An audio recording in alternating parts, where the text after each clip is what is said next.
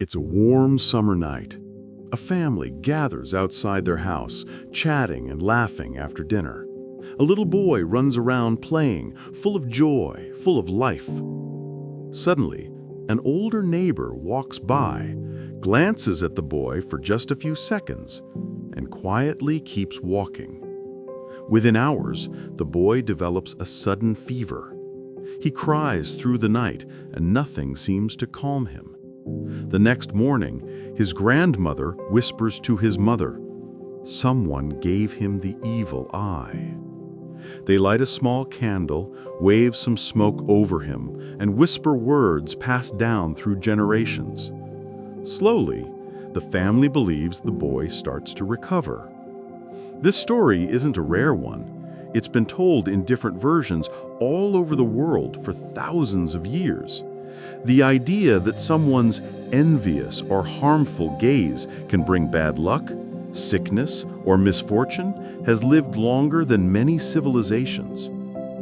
But here's the big question. Does the evil eye actually exist in reality? If you travel across the Mediterranean, the Middle East, South Asia, Latin America, Africa, or even parts of Europe, chances are someone around you has either heard of the evil eye or believes in it. You might have seen the blue glass charm hanging in a car, above a doorway, or worn around someone's neck. Some people call it Nazar, some call it mal de ojo, and others simply the evil eye. It's said to protect against invisible harm, to block jealous energy, to keep away bad luck. This belief is so deeply woven into human culture that even people who don't consider themselves superstitious sometimes keep one nearby, just in case. But how did this belief start? Why is it so widespread? And what does science say about it? The idea of the evil eye is one of humanity's oldest myths. In fact, historians trace its earliest mentions to ancient Mesopotamia and Greece, thousands of years ago. Back then, people believed that envy wasn't just a feeling, it was a powerful, dangerous force. When someone looked at you with jealousy, they weren't just staring, they were, according to the myth, sending harmful energy that could disrupt your good fortune. Farmers believed their crops could wither from an envious gaze. New mothers feared their babies might fall sick if someone admired them too much without saying a protective word. Fishermen believed that even a single look of envy could ruin their catch. And these stories didn't stay in one culture. As people migrated, traded, and shared stories, the myth of the evil eye spread like wildfire across continents. But here's where things get fascinating. If this is just a superstition, why has it lasted so long? Why is the belief in the evil eye so strong even in modern cities with skyscrapers and smartphones? The answer may lie in how the human brain works. Humans have always needed explanations for the unpredictable things in life. Before we had medical science, technology, or meteorology, we turned to stories to explain what we couldn't control. When crops failed, when someone fell ill without a clear reason, when bad luck struck suddenly, it was comforting to believe that something or someone was responsible. Blaming the evil eye made chaos feel understandable. There's also something deeply psychological about it. When someone experiences sudden misfortune, whether it's illness, financial trouble, or emotional pain, the mind naturally looks for patterns. We try to make sense of why bad things happen. If just before something went wrong, a neighbor or a stranger gave a sharp or jealous look, the connection forms easily. Even if it's coincidence, our brains often see it as cause and effect. This is called confirmation bias. We notice and remember the moments that seem to prove our beliefs, and we forget the ones that don't. Over time, these repeated patterns build powerful cultural myths. Let's go back to the story of the boy. If he had gotten sick the next day after someone praised him, the family's mind would immediately connect that moment with the illness. And because they believe in the evil eye, every part of the event fits that belief. The gaze caused the sickness. The ritual removed it. And so the myth is strengthened generation after generation. But if we look through the lens of science and medicine, the story can look very different. A fever in a child can come from dozens of everyday causes: an infection, a virus, stress, even changes in temperature. But the human mind is far more likely to remember the neighbor's stare than the invisible virus floating in the air. That doesn't mean the experience isn't real. Fear, stress, and belief themselves can have real physical effects on the human body. There's something called the nocebo effect, the opposite of the placebo effect.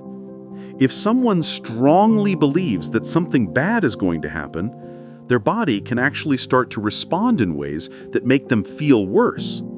Heart rate can increase. Headaches can appear. Fatigue, nausea, anxiety, all very real physical sensations. So if someone believes they've been affected by the evil eye, their fear alone can make them feel ill, even if nothing supernatural has happened. Across cultures, people have developed rituals to remove or protect against the evil eye. In some places, they burn incense. In others, they pass water, oil, or salt over a person. Some recite prayers. Some wear charms. Some break eggs to read patterns. From a scientific perspective, these rituals don't remove a curse, but they do provide something powerful: comfort. They reduce fear. They give people a sense of control in a situation where they might otherwise feel helpless. And when fear lessens, symptoms can lessen too. That's the power of the human mind. Interestingly, anthropologists have found that the evil eye belief is strongest in cultures where envy is seen as dangerous or taboo. In places where people fear jealousy, they create symbolic ways to guard themselves.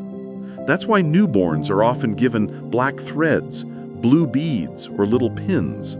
It's why in some communities, people spit lightly or say, "God bless you," after complimenting a child.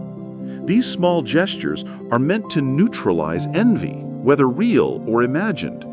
It's not proof that the evil eye exists. It's proof of how deeply people need to protect what they love.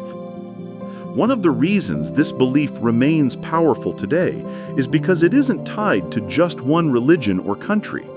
In Greece, people use blue eye charms. In the Middle East, they call it Nazar. In India and Pakistan, it's Nazar Lagna. In Latin America, it's Mal de Ojo. Even in Italy, ancient stories tell of Malocchio. Despite different names, the core idea is identical. Envy is dangerous, and it travels through the eyes. It's almost like a shared global language of superstition. Now, let's talk about the modern world.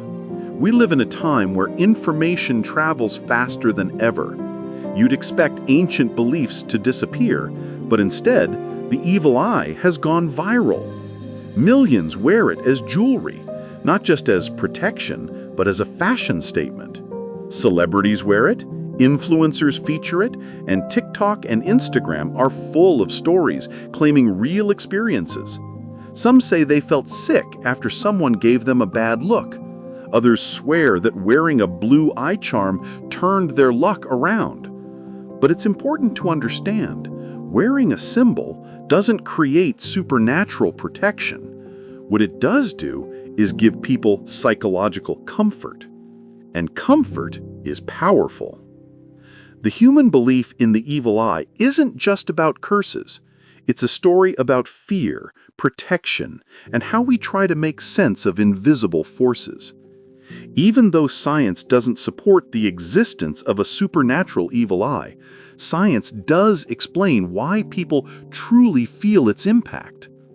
It's the human brain's incredible ability to connect events, to believe, and to create meaning. When someone is convinced they're cursed, their emotions, stress levels, and body can respond in very real ways. And this brings us to an important part of the story. Many people who believe they're affected by the evil eye aren't imagining their suffering. Their pain, their fear, and their anxiety are real. But the cause isn't a mystical power shooting out of someone's eyes. It's something more human: fear, stress, cultural memory, and centuries of storytelling. And when rituals seem to work, it's often because they give people a sense of relief, not because a real curse has been broken. Think about it like this. If someone tells you every day that touching a certain tree brings bad luck, and then one day you accidentally touch it, your heart will race, your stomach might tighten, and if something bad happens later,